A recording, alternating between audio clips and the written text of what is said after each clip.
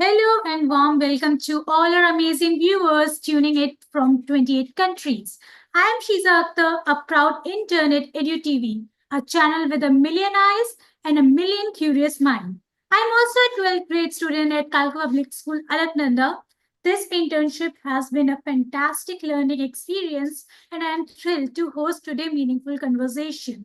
We are honored to have with us a true inspiration in the field of education, Mrs. Anupama Ramachandra, ma'am, Principal of Delhi International School, Electronic City, Bangalore. Ma'am, it's a pleasure to have you here. Thank you for joining us.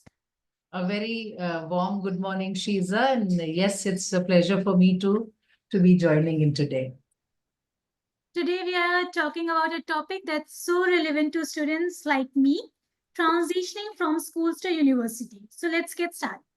Now, Yes. my first question to you is that the transition from school to university is a huge leap.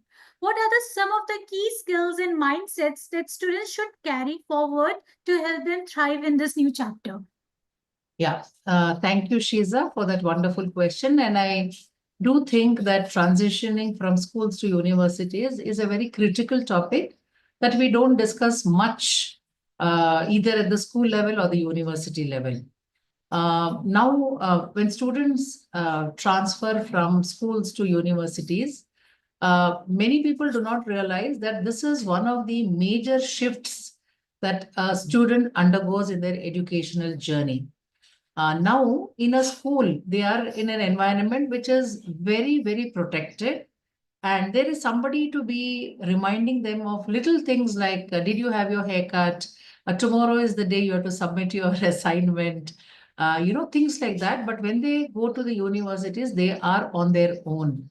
There are many children who fall back because they have not been prepared to manage themselves in all ways.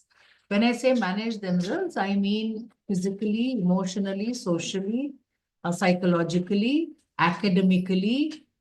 In all things, there is somebody who is pushing them. The school is giving them so many reminders. Their parents are doing that for them. Their friends are doing it for them. So I think students should be allowed to function independently a little early on when they are in high school itself, where they are allowed.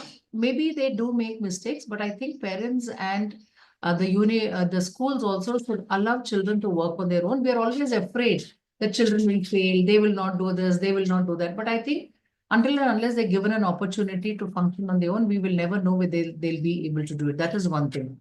Second thing is that there are many aspects of university which can actually make the children digress from their focus. Like, for example, there is a timetable where it is not one class after another where somebody is monitoring them. So once children get that freedom, they don't know how to exactly function with so much of freedom that they get in the university. So I think orienting them to take responsibility for themselves is another thing that we have to talk to children about. That when they go to the university, they do have free time, but they should decide what they're doing with their free time. Do they just want to, sit in the canteen and chat with their friends? Do they want to go out and watch a movie? Do they want to be on social media? Or do they want to participate in the university activity? Because there are many things that happen in the university, not maybe in their department, but if they will check out the activities of the university, there are so many things that they can benefit from. There may be a lecture on digital citizenship. There may be a lecture on physical fitness. There may be like a drawing competition that's happening. So students have to learn to find out what is happening around and they have to take charge. And another thing which I really feel should be put into these minds of students is that what they do at the university will actually decide about their future as an adult. So they also have to look out for internships, they have to look out for job opportunities. They have to see whether there are evening jobs at the university, like maybe in the library or in the lab or something like that, or how they have to engage themselves. And there are many opportunities now, even in India, where they can learn and earn. So I would suggest that this also has to be spoken to the students when they're moving from school to universities. Thank you, ma'am. That's such a clear reminder that it's not just academic readiness, but also life skills that really matters in this phase. Ma'am, we know school play a big role beyond academics. How can school help students prepare emotionally and mentally for the independence and challenges that come with university life? Yeah, so that was something that I was hoping you would ask, Shiza, because the most important quality of any person, more so for a student, that helps them move in their life or what you call as progress in their life, and most importantly, how they can be happy is many people think that it is academics. If they get marks, if they're on the top, it's going to give them success. But there is a recent study that has been conducted which clearly indicates that the one critical component of a person to be happy, to be successful is attitude. So, schools should focus more on developing attitudes and skills rather than just academic knowledge. Academic knowledge is something that students get whether they go to school or they don't, because learning is happening throughout the day and you don't need a school for that. School is only providing a platform or a formal environment for the child to study. But we have heard of many success stories where children never even went to school, but they have learned their past exams also. So academic excellence can happen because there are so many resources now for children to learn about subjects. But the one thing that only humans can teach children is attitude and skills. So I think we need to work on skills, which are now being called as the 21st century skills, as communication skills, collaboration skills, and how to use their classroom learning to solve everyday problems, and how to connect the learning of an educational institution to the real world. And most importantly, we have to start the developing positive attitudes in children and also instilling in them values like honesty, tolerance, living in harmony with other people, because India is a very diverse country and you have people from all walks of life in any space. It can be in your community, it can be in your neighborhood, it can be in your school, it can be in your university. So this is something that we have to teach children. And when I say teaching skills and attitudes, it cannot happen in a classroom. It can only happen through experiential learning. Like we have to take students maybe to an old age home. We have to take children to an orphanage. We have to take them outside the school and show them how dirty we keep our environment and how we can actually clean it up if we take responsibility. We have to teach them, we can take them to, let us say, a supermarket and show them the difference between healthy eating and junk eating. So these are things for which we have to plan activities, and conversations should keep happening in school so that children are forced to think that if they were in such a situation, what would they do? What would be the right thing for them to do? So I think schools have to invest in inculcating values, attitudes, and skills. How to speak to another person. It is not necessary that we always agree with someone, but how do you even convey that I don't agree with what you're saying with utmost dignity and respect? So these are things that school should invest in. They should move away from only talking about academic excellence, because academic excellence is necessary, but that's not the only component that is required for any person to succeed in universities. So I think schools should do, and we as a school at Delhi Public School Electronic City in Bangalore, we invest in such kind of value inculcation. We have a lot of programs like school cinema and other programs where we actually have conversations with children so that they learn it in an organic way and it's not taught as a subject, because I don't think that is the way we have to teach them attitudes and skills. Thank you so much, ma'am. That's beautifully put, ma'am. Emotional resilience and self-awareness truly make a difference in how students handle change. Ma'am, many students and their parents find the decision-making process about careers and courses quite stressful.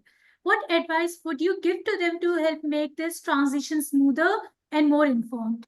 Yes, very apt question, I would say.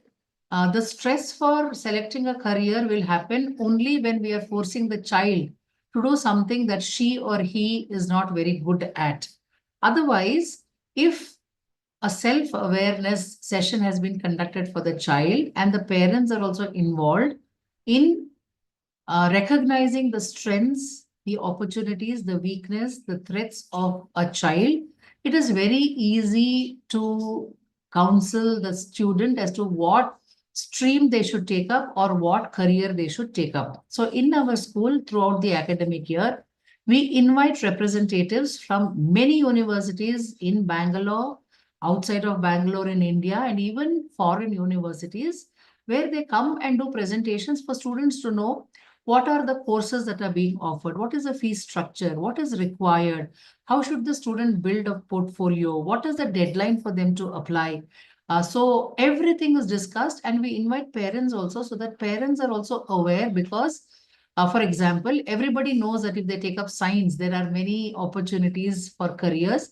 Very few of them know what they have to do or what they can do if they take up economics as a stream of study.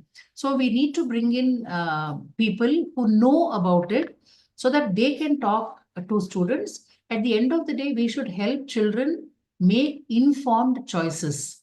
There are many students who don't have the acumen for science, but they will tell, I want to be an aeronautical engineer.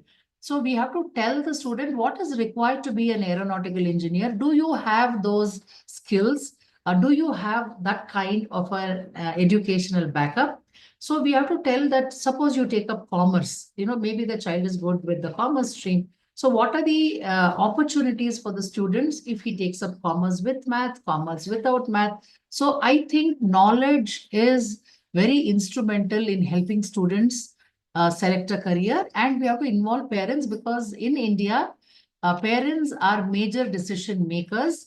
So I think parents will also be better informed if they are also involved in such career fairs and career guidance. And schools should organize it in their school, not that they will do it externally. As a school, we have to take the responsibility of inviting people and making them meet the students and their parents, so that they have the knowledge. After that, of course, they can make their own decision. But I think it is necessary for schools to provide this kind of knowledge in a very holistic manner.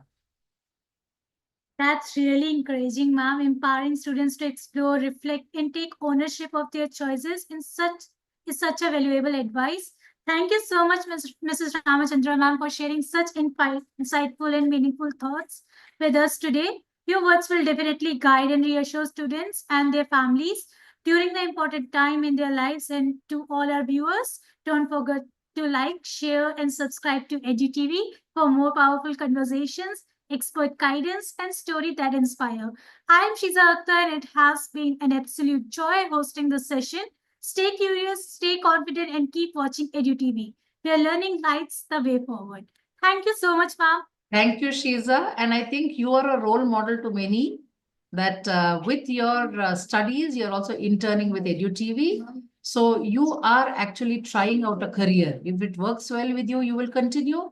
If it doesn't work well with you, you will make another choice. So I think you are a wonderful host today, and very appropriate that people can follow your model also, so that they will be able to easily transition between school and university. Thank you so much, ma'am. Thank you for the appreciation, ma'am. Thank you, Thank ma'am. you. Bye now. Thank you, dear. Have a wonderful day.